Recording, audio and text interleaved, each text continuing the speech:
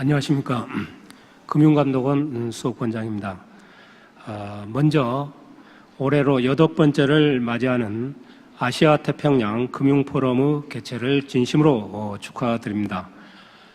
그리고 이렇게 뜻깊은 자리에 초대해 주신 아주경제 곽영길 사장님을 비롯한 관계자 여러분께 감사의 말씀을 드립니다.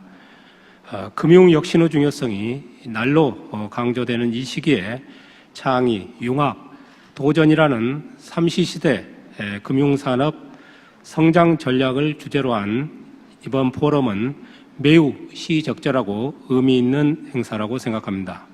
아무쪼록 이번 포럼에서 아시아 태평양 금융시장의 현 주소를 짚어보고 우리나라 금융산업의 발전 방향에 대해 심도 있는 논의가 이루어지기를 기대합니다. 오늘 제가 말씀드릴 주제는 금융의 신뢰 회복을 위한 금융당국의 역할입니다.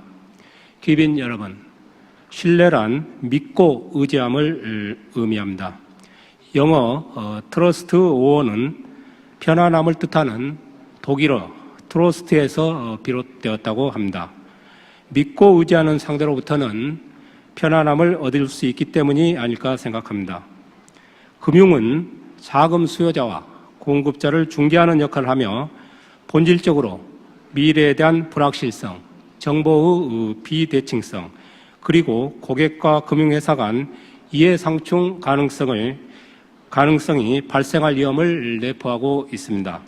따라서 금융회사가 고객으로부터 자금을 받아 영업을 하기 위해서는 고객으로부터 신뢰가 반드시 필요합니다. 신뢰가 사라지면 금융이 본연의 중개 기능을 수행하지 못해 금융의 존립 자체가 위태로워질 것입니다. 최근 국제 홍보회사인 에델만이 27개국을 대상으로 조사한 신뢰 지수에 따르면 금융산업의 신뢰도가 낮은 것은 세계적인 현상이고 우리나라 금융의 신뢰 수준은 조사 대상 27개국 중에서 9위로 나타났습니다.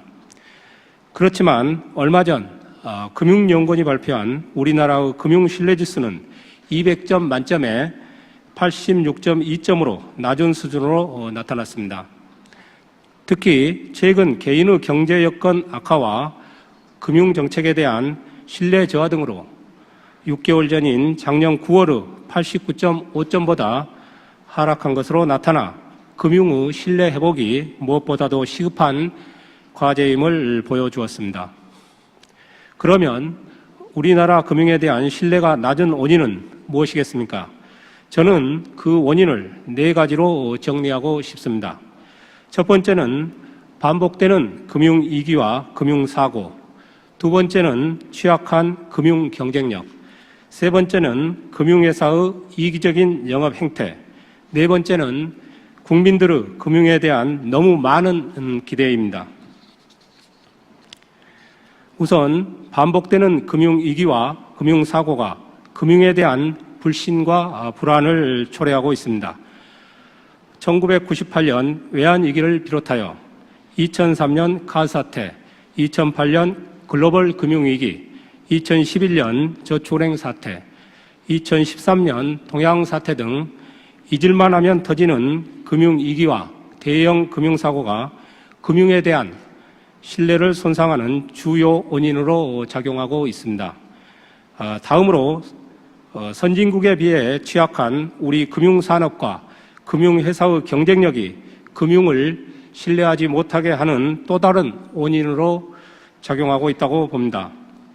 실물 부분에서는 세계 시장을 주름잡는 기업들이 여럿 나왔는데 금융 부문은 고만고만한 회사들이 협소한 국내 시장에 안주하면서 땅 따먹기를 하고 있다는 비판이나 왜 금융의 삼성전자나 현대자동차는 나오지 못하는가라는 자조 섞인 비판을 우리는 귀가 아프도록 듣고 있습니다. 그리고 이러한 비판적 견해가 일반화되면서 많은 국민들은 우리 기업이 만든 전자제품이나 자동차의 품질에 대해서는 신뢰하면서도 우리 금융회사들이 제공하는 금융상품이나 서비스에 대해서는 그 실질적 내용을 불문하고 신뢰를 보내지 않는 경향이 있습니다. 이러한 상황에서 일부 금융회사의 이기적, 약탈적 영업행위는 국민들의 금융에 대한 불신을 가중시키고 있다고 판단됩니다. 예금자나 투자자의 수익률 제고보다는 금융회사의 이익을 우선시하는 영업행태가 국민들로 하여금 금융회사를 믿지 못하게 하는 결과를 가져오고 있습니다. 일반 기업에서는 고객을 최우선시하는 경영이 보편화된 지 오래지만 금융회사들은 최근 들어서야 금융 소비자 보호를 중요한 경영 가치로 인식하고 있습니다. 금융 영업 현장에서는 비올 때 우산 빼앗기, 지키지도 못할 수익률 보장 약속, 불안전 판매 등이 아직도 지속되고 있으며 이러한 영업 행태가 금융 불신으로 이어지고 있다고 봅니다. 마지막으로 국민들의 금융회사에 대한 너무 많은 기대도 금융에 대한 신뢰를 떨어뜨리는 한 원인이 되고 있다고 봅니다. 아직도 많은 국민들은 금융회사를 이익을 추구하는 기업으로서 인식하기보다는 준공공기관으로 인식하는 경향이 있습니다. 금융회사가 수수료를 인상하거나 많은 이익을 내는 것에 곱지 않는 시선을 보내면서도 다른 한편으로는 최상의 서비스를 제공하고 나아가 금융의 삼성전자가 탄생하기를 기대합니다. 금융에 대한 국민들의 과도한 기대와 요구는 금융당국에 대해서도 마찬가지입니다. 어떤 경우에는 금융당국이 금리나 수수료, 지배구조 등에 관여한 것을 비판하면서도 다른 경우에는 금융당국의 수수방관을 질책하고 개입을 요구하고 있습니다. 국민들의 너무 많은 요구와 기대가 금융에 대한 실망과 비난, 불신으로 귀결되는 경우도 있다고 봅니다. 물론 이러한 저의 견해에 대해 동의하지 않는 분들도 많을 것입니다. 아마도 반대 의견 중에서 가장 대표적인 견해가 정부나 금융당국 책임론이라고 생각합니다. 금융산업은 필연적으로 규제산업이기 때문에 당국이 금융 신뢰 하락의 책임에서 자유로울 수 없는 것은 너무나 당연합니다. 그래서 저는 우리나라 금융의 신뢰 회복 방안을 금융당국의 역할을 중심으로 말씀드리고자 합니다. 금융 신뢰 회복을 위한 금융당국의 역할은 앞에서 말씀드린 금융 불신의 원인을 하나하나 해소해 나가는 데 초점을 맞춰야 한다고 봅니다. 우선 금융당국은 어떠한 여건과 상황에서도 우리 금융시장을 수호하고 안정시키는 데 총력을 기울여야 할 것입니다. 또한 다수 국민이 피해를 입는 금융사고를 철저히 예방하여야 합니다. 이는 국민이 맡긴 재산을 안전하게 보호하고 증식하는 금융 본연의 역할을 충실하게 수행토록 하는 것으로서 금융에 대한 국민 신뢰의 첫걸음이기 때문입니다. 이 부분이 흔들리면 금융에 대한 국민들의 믿음이 뿌리채 흔들릴 수 있습니다. 그렇다고 사전적 규제 강화, 투망식 검사, 융단 폭격식 제재를 통해 이 목표를 달성하기도 어려운 상황입니다. 금융산업의 경쟁력 제고와 금융시장의 활성화 또한 포기할 수 없는 목표이기 때문입니다. 금융감독원은 국내 금융시장에 잠재된 불안 요인에 대한 상시 모니터링을 강화하고 위기 징후에 선제적으로 대응해 나감으로써 금융시장의 안정성을 확보해 나갈 것입니다. 금융사고를 예방하기 위해 내부감사 협의제도 활성화 등을 통해서 금융회사의 내부 통제를 강화할 것입니다. 금융회사에 대한 관행적 종합검사를 폐지하는 등 검사와 제재를 줄여나가되 신상필벌을 금융회사 검사와 제재의 대원칙으로 삼고 허술한 내부 통제로 인해 대형 금융사고가 발생한 회사에 대해서는 금융시장 수호 차원에서 엄정 대응해 나가겠습니다. 금융신뢰 회복을 위한 금융당국의 두 번째 역할은 금융플레이어들이 자신의 역량을 제대로 발휘할 수 있도록 해주는 것입니다. 이와 관련하여 금융당국은 앞으로 코치가 아닌 심판의 역할에 충실할 것과 금융회사 경영에 사사건건 관여하는 담임 선생님과 같은 역할은 하지 않겠다는 방침을 이미 천명한 바 있습니다. 배당, 이자율, 수수료 등에 대한 관여를 최소화하고 동시에 되는 것과 안 되는 것의 기준을 명확히 제시함으로써 금융회사의 경영 자율성을 제고해 나갈 것입니다. 금융당국의 세 번째 역할은 금융회사의 이기적이고 탐욕적인 행태를 바로잡는 일입니다. 2008년 글로벌 금융위기를 계기로 금융소비자 권익 제고는 이제 세계적 흐름이 되었습니다. 금융소비자의 자기 권익에 대한 인식과 기대도 과거와는 크게 달라졌습니다.